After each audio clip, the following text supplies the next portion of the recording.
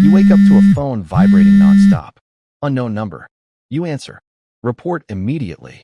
No explanation. No congratulations. Just an address. Your ordinary life ends before breakfast. Hours later, you're standing outside one of the most secure buildings in America. No cameras. No visitors. No second chances. A steel door slides open. You step inside. Your phone is taken. Your fingerprints are scanned. Your face is mapped. Your background has already been investigated. Every mistake, every friendship, every search you've ever made. Nothing stayed hidden. You aren't joining a job. You're entering a system built on secrets. One instructor walks into the room. He doesn't smile. Most of you won't make it. Silence. You think you're smart. You think you're prepared. You're wrong. Training begins immediately. No warm-up. No speeches. Just pressure. Every answer is timed. Every decision is judged. You quickly realize something. The FBI doesn't just test intelligence. It tests judgment.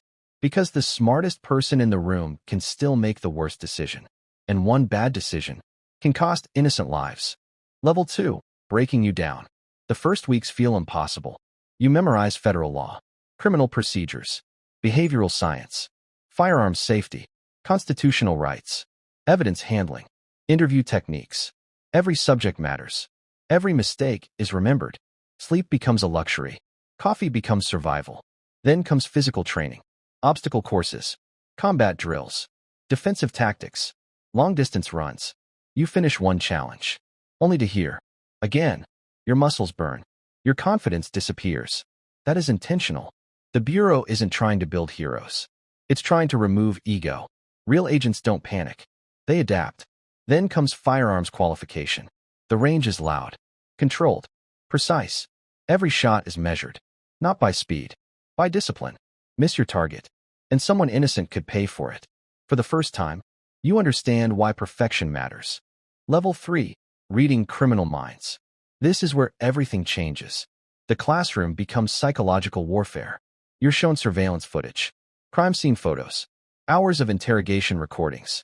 Your assignment sounds simple. Find the lie. Except, everyone lies. Victims, witnesses, suspects, even innocent people. Fear changes memory. Stress changes behavior. Confidence proves nothing. You learn to notice tiny details. A delayed answer. A forced smile. Eyes looking toward an exit. Hands suddenly hidden. A sentence repeated too perfectly. Nothing is ignored. Human behavior becomes evidence. You stop looking at people. You start reading them. One instructor asks, what tells the truth first? Not the mouth. The body. Then comes profiling. You're given almost nothing. One photograph. One crime scene. A handful of clues. From that, you build an entire profile. Age. Personality. Habits. Occupation. Possible motive. Sometimes, you're terrifyingly accurate. Sometimes, you're completely wrong. And being wrong can send investigators in the opposite direction. Level 4. The first investigation. Training ends. Reality begins. You receive your badge, your firearm, your credentials. The weight feels heavier than expected. Not because of metal, because of responsibility. Your first assignment arrives. A child has disappeared. Time becomes the enemy. Every hour lowers the odds. You interview terrified parents, neighbors, teachers, friends. Everyone becomes part of the puzzle. Some cooperate, some don't. One witness changes their story. Another remembers something forgotten. Security footage reveals almost nothing. Just one blurry vehicle, one uncertain license plate, one tiny clue. Days pass. Pressure grows. Media coverage explodes. The public demands answers. Your team barely sleeps. Finally, a small mistake by the suspect changes everything. A receipt, a traffic camera, a forgotten phone signal. The trail comes alive. The child is found. Alive. Everyone celebrates. Quietly. Because tomorrow, another case begins. Level 5. Undercover. Your identity disappears. New name. New job. New history. Everything about you is fabricated. You spend months earning trust. One wrong word, and you're dead. The criminals test you constantly. They ask questions.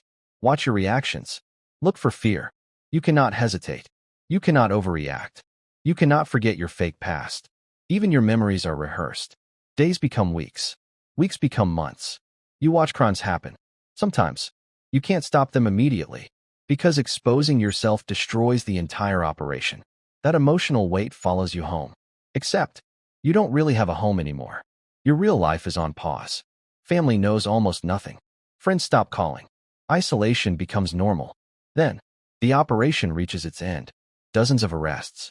Millions in illegal assets seized. Years of criminal activity destroyed. One mission. Countless lives protected. Nobody outside the Bureau ever knows your name. Level 6. Hostage Crisis. The call comes without warning. Hostages inside a downtown bank. Armed suspects. Multiple civilians trapped. Every second matters. SWAT surrounds the building. Negotiators begin talking. You monitor every word, every pause, every emotional shift. The suspect isn't just dangerous. He's desperate. Desperate people are unpredictable. One careless sentence could trigger disaster. Negotiations continue. Hours pass. Tension never drops. A child starts crying inside. Everyone freezes. The suspect shouts. Silence follows. Then, one hostage walks outside. Alive. Progress. Another hour. More conversation. Eventually, the suspect surrenders. No shots fired. No civilians lost. Sometimes, the greatest victory is preventing violence before it begins. Level 7. Cybercrime. Crime no longer lives only on streets. Now, it hides behind screens. A hacker steals millions. Another group attacks hospitals. Identity theft spreads worldwide. You enter a digital battlefield. No fingerprints. No witnesses. Only code. Encrypted servers. Hidden networks. Anonymous accounts. Every click leaves microscopic evidence. Digital investigators reconstruct timelines. Recover deleted files. Trace cryptocurrency. Follow encrypted communications.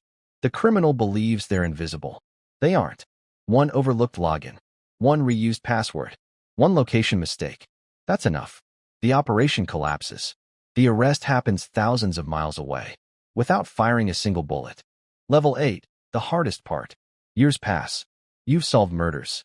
Stopped kidnappings. Dismantled criminal organizations. Prevented attacks. Yet some cases remain unsolved.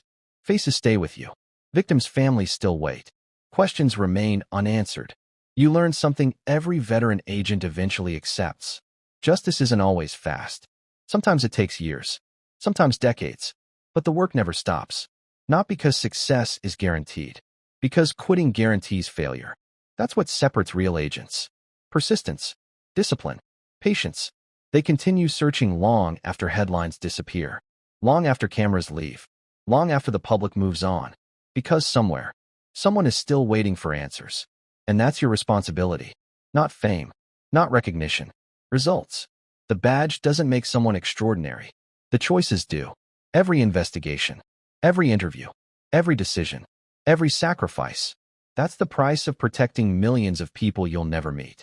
And once you wear the badge, your ordinary life is gone forever.